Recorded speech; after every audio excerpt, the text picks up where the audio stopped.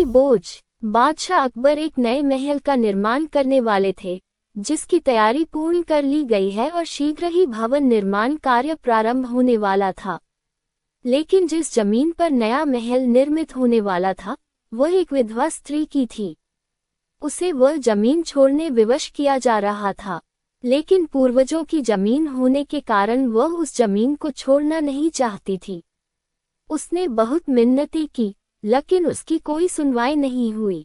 अंततः वह बीरबल के पास गई और उसे सारी बात बताकर मदद की गुहार लगाई। बीरबल ने शांति से उसकी बात सुनी और उसे आश्वासन देकर वापस भेज दिया। उसी शाम उसे सूचना प्राप्त हुई कि 2 दिनों में भवन निर्माण प्रारंभ होने वाला है, जिसके लिए भवन निर्माण सामग्री निर्माण स्थल पर पहुंच गई। अगले दिन बीरबल अकबर के साथ उस जमीन पर पहुंचा। वहां मिट्टी के ढेर के पास कई बोर पड़े हुए थे।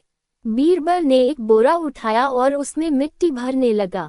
ये देख अकबर ने बीरबल से पूछा, बीरबल, तुम ये क्यों कर रहे हो? बीरबल ने उत्तर दिया, मैं अगले जन्म के लिए कुछ पुण्य कमाना चाहता हूँ, इसलिए ये कर रहा हूँ। बीरबल की बात अकबर को समझ नहीं आई, लेकिन उन्होंने उस पर अधिक ध्यान नहीं दिया। वे वहां खड़े देखते रहे और बीरबल बोरे में मिट्टी भरता रहा। बोरे में पूरी मिट्टी भर जाने के बाद वह अकबर से बोला, हुजूर, मिट्टी से भरे उस बोरे को उठाकर मेरी पीठ पर रखने में क्या आप सहायता करेंगे? अकबर तैयार हो गए और झुककर बोरा उठाने लगे। वह बोरा बहुत भारी था। वे बोले, बीरबल, ये बोरा तो बहुत भारी है। तब बीरबल ने कहा, हुजूर सोचिए, यदि एक बोरे में भरी मिट्टी का भार इतना अधिक है, तो इस पूरी जमीन की मिट्टी का भार कितना होगा? आपको ये नहीं लगता कि इसका आपके ज़मीर पर जो बोझ आएगा, वो बहुत अधिक होगा? ऐसे में ज़मीर पर इतना भारी बोझ लेकर क्या आप सुकून से जी पाएंगे?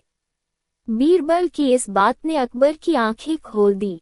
उन्हें अपनी गलती का एहसास हो गया।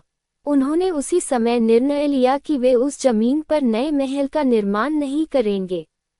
इस तरह बीरबल अपनी सूझबूझ से बादशाह अकबर को मना पाता है।